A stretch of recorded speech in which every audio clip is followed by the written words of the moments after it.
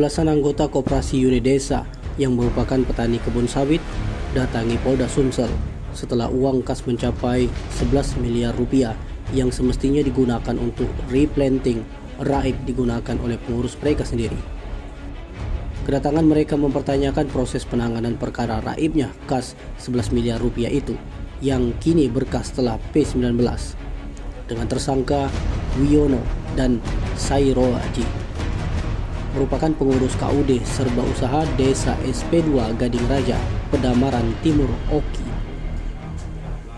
Diketahui kedua tersangka itu disangkakan pasal 374 KUHP penggelapan dalam jabatan, di mana perkara ini ditangani Subdit Jatanras Ditreskrimum Polda Sumsel.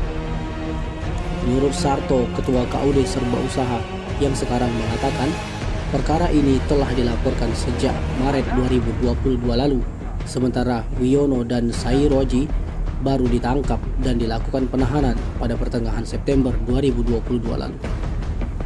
Uang kas itu sudah disimpan sejak tahun 2000 sampai akhir tahun 2020 dengan nilai 10,9 miliar rupiah, di mana uang kas tersebut merupakan iuran 3 bulan sekali dari anggota KUD Serba Usaha dan dari anggota yang berjumlah 918 orang.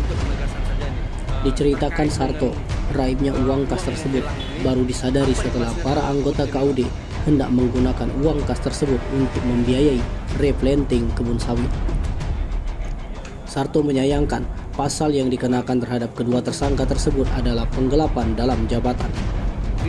Sementara itu, kuasa hukum dari KUD Serba Usaha Riko Wan Trisno menyampaikan kedatangan mereka untuk melengkapi perkara berkas dengan pemeriksaan ulang.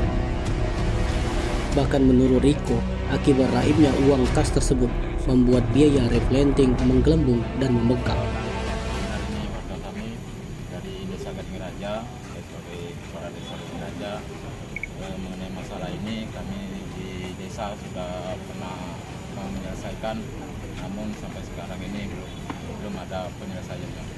Pernah kami panggil mereka pengurus KUD yang lama, kami panggil ke desa, semua mengakui Pak, uang itu dipakai, memang benar dipakai sama mereka, tapi tidak mau mengembalikan, sehingga sampai saat ini dilaporkan sama pengurus yang baru sekarang ini.